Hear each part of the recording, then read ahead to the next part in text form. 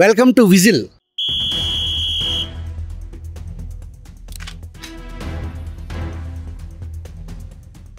మనం హైదరాబాద్ గచ్చిబౌలి ప్రాంతంలో ఉన్నాము. ఇది ఒక ఖాళీ నివాస స్థలం. ఇక్కడ ఎందుకున్నామంటే ఏదైతే గత కొద్ది రోజులుగా ఆంధ్రప్రదేశ్లో జగన్మోహన్ రెడ్డి జమానాలో లిక్కర్ కొమ్ముకోవడానికి సంబంధించి కేసిరెడ్డి రాజిరెడ్డి, ఆయన పేరు కసిరెడ్డి రాజేంద్రనాథ్ రెడ్డి కాదు, కేసిరెడ్డి. అది ముందు అందరూ గమనించాలి. పత్రికల్లో కూడా కసిరెడ్డి రాజిరెడ్డి అని రాస్తున్నారు. కేసిరెడ్డి రాజిరెడ్డి. కేసిరెడ్డి రాజిరెడ్డితో ప్రస్తుత విజయవాడ ఎంపీ కేసినేని శివనాథ్ వ్యాపార భాగస్వామి. శివనాథ్కి సంబంధించిన హైదరాబాద్ నుంచి, అమెరికా నుంచి, దుబాయ్లో ఉన్న కంపెనీలకి ఈ లిక్కర్ సొమ్ము రూటింగ్ అయింది. వీళ్ళిద్దరూ వ్యాపార భాగస్వాములు అని చెప్పేసి మాజీ ఎంపీ కేసినేని నాని తీవ్ర ఆరోపణలు చేయటం, దాని ఆరోపణలకి ప్రత్యారోపణలు, ప్రెస్ మీట్లు పెట్టడం, దానికి సంబంధించి ఈడీని దర్యాప్తు చేయమంటాం, సిబిఐ ఎంక్వైరీని ఆహ్వానించటం, పరువు నష్టం దావా వేయటం. విజయవాడ ఎంపీ కేసినేని శివనాథ్ యాక్షన్లోకి దిగారు. పలు ప్రెస్ మీట్లు కూడా పెట్టారు.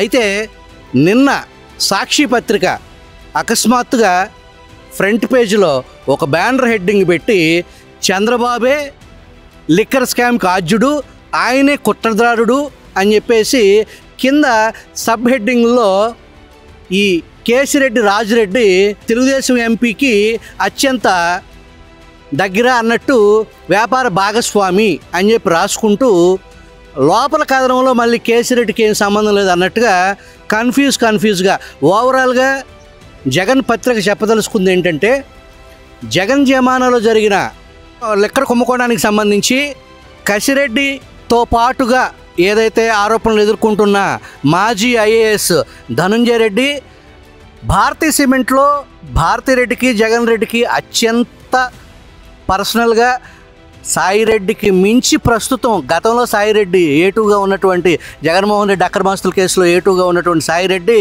వాస్తవానికి ఆడిటరు.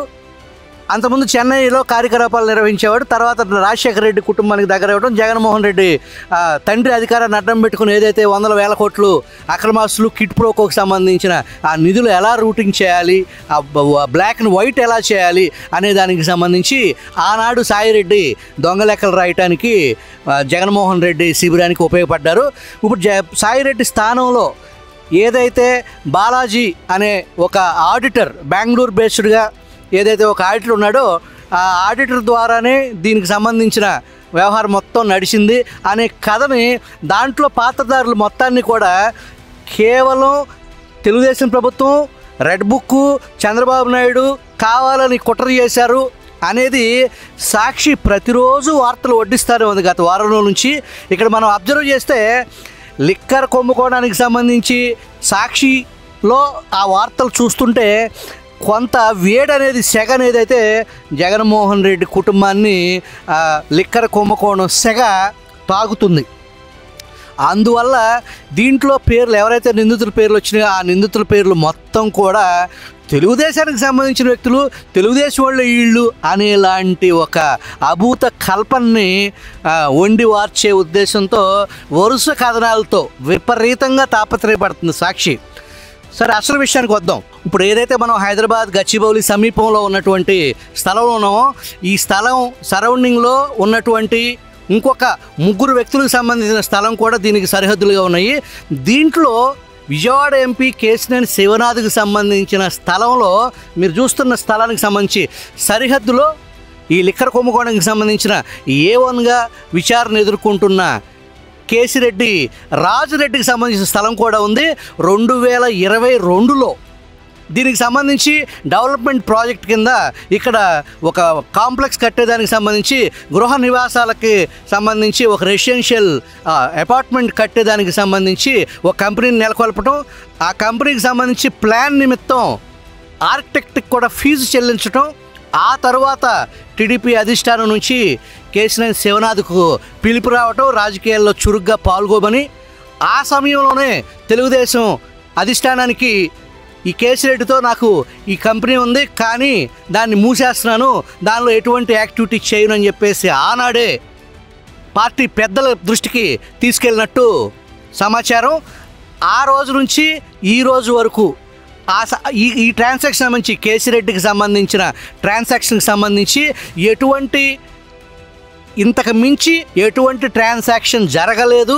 దానికి సంబంధించి ఏమైనా నిరూపిస్తే, అట్లాగే ఏదైతే అమెరికా కంపెనీలు, ఆస్ట్రేలియా కంపెనీలు, దుబాయ్ కంపెనీలు అని చెప్పేసి విజయవాడ ఎంపీ ఏదైతే 10 కంపెనీల పేర్లు చెప్పారో, ఆ కంపెనీలో అసలు ఆ కంపెనీలు ఎవరయ్యి, అసలు నిజంగా ఉన్నాయా లేవా, ఆటిట్లోకి నిధులు వెళ్ళిన మాట నిజమా అబద్ధమా అనేది తేల్చాలని చెప్పేసి ఇటు జర్నలిస్టులను కూడా ఇన్వెస్టిగేటివ్ జర్నలిజం చేయమని, అటు కేంద్ర ప్రభుత్వ దర్యాప్తు సంస్థలు కూడా దీని మీద చర్యలు తీసుకోమని ఆయన గతంలోనే చెప్పారు. విజయవాడ ఎంపీ కేవలం ఒక స్థలానికి సంబంధించి, తన స్థలానికి సరిహద్దులో ఉన్నటువంటి స్థలంలో ప్రస్తుత లిక్కర్ కుంభకోణంలో ప్రధాన పాత్రధారుడు అని ఆరోపణలు ఎదుర్కొంటున్న కేసిరెడ్డి రాజిరెడ్డి స్థలం, చిన్ని స్థలంతో అగ్రిమెంటు ఉండటం బట్టి దీన్ని ఒక రాజకీయ వివాదంగా మలిచి లబ్ధి పొందాలి, టాపిక్ని డైవర్ట్ చేయాలి. లిక్కర్ కుంభకోణం జరగలేదని ఒక పక్కన వైసీపీ నేతలు నిన్నటిదాకా చెప్పారు. ఇప్పుడేమో డైవర్ట్ చేయటం, ఆ డైవర్ట్ చేసే క్రమంలో ఈ డబ్బు అంతా తెలుగుదేశం ఎంపీకో, తెలుగుదేశం నాయకులకో, ఇప్పుడు దీంట్లో ఆరోపణలు ఎదుర్కొంటున్న వాళ్ళు మొత్తం నిందితులంతా కూడా తెలుగుదేశం వాళ్ళే అని ఇలాంటి తప్పుడు కథనాలని సాక్షి ప్రచురించడం వెనక వాస్తవాలు దాసి టాపిక్ని, లిక్కర్ కుంభకోణాన్ని డైవర్ట్ చేయటంలో కేసినేని నానిని రంగంలోకి దింపటం, కేసినేని నాని వైసీపీ అధిష్టానం సూచనల మేరకు ఒక పద్ధతి ప్రకారం ఆరోపణలు చేసుకుంటూ రావటం, దాన్ని మనం పరిశీలిస్తే సాక్షి నిన్న రంగంలోకి దిగి కేసిరెడ్డి రాజిరెడ్డి టీడీపీ ఎంపీ కేసినేని చిన్ని వ్యాపార భాగస్వామి అని తేల్చి సమస్యను తప్పుదోవ పట్టించి లిక్కర్ కుంభకోణం నుంచి ప్రజలని డైవర్ట్ చేసేదానికి ఈ స్థలానికి సంబంధించిన వ్యవహారాన్ని పావుగా వాడుకుని ప్రజలను తప్పుదోవ పట్టించేదానికి కృషి చేస్తూ ఉంది.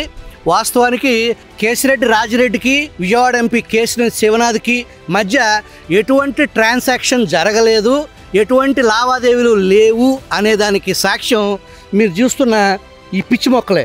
2022లో ఏదైతే సరిహద్దు స్థలం యజమాని అయినటువంటి కేసిరెడ్డి రాజిరెడ్డితో కలిపి అపార్ట్మెంట్ నిర్మాణం ఆలోచన చేసిన పరిస్థితుల్లో ఆ నిర్మాణాన్ని ముందుకి సాగకుండా నిర్ణయం తీసుకుని, నేను వ్యక్తిగతంగా నష్టపోయాను, నా కంపెనీ నష్టపోయింది, పార్టీలో ఉండి యాక్టివ్గా ఉండి కేసిరెడ్డి రాజిరెడ్డితో వ్యాపార కన్స్ట్రక్షన్ వ్యవహారం అనేది తప్పుడు సంకేతాలు ఇస్తుందనే ఉద్దేశంతో నేను వ్యక్తిగతంగా నా కంపెనీ నష్టపోయినా, కేసినేని డెవలపర్సు, నేను దాన్ని వదులుకున్నాను, ఆర్థికంగా నష్టపోయాను అని ఏదైతే మన ప్రెస్ మీట్లో విజయవాడ ఎంపీ కేసినేని శివనాథ్ చెప్పారో, దానికి మనం చూస్తున్న ఈ పిచ్చి మొక్కలు దాదాపు 4-5 సంవత్సరాల నుంచి ఈ పెరిగిన ఈ మొక్కలు పరిశీలిస్తే ఇక్కడ ఎటువంటి యాక్టివిటీ జరగలేదు. కేవలం ఇక్కడ ఒక నిర్మాణం చేయటం కోసం జరిగిన ఆలోచన అది ఆదిలోనే ఆగిపోయింది అంటానికి ఎటువంటి సంబంధం లేదు అనేది విజిలెన్స్ విచారణలో స్పష్టమైంది.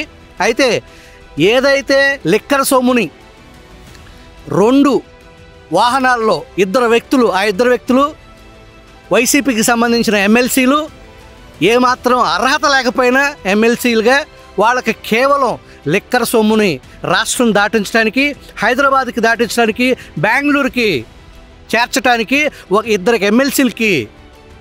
ఒక ఇద్దరు వ్యక్తులకి ఎమ్మెల్సీలు కట్టబెట్టి వాళ్ళ కారుల్లో హైదరాబాద్కి, బెంగళూరుకి లిక్కర్ నగదు సొమ్ము సంచులు వాహనాల్లో చేరిని. ఆ ఎమ్మెల్సీలు ఎవరు అనేది మనం అమరావతి స్టూడియో నుంచి విజిల్ ప్రేక్షకులకి తెలియజేసే ప్రయత్నం చేద్దాం. War to Amaravati studio.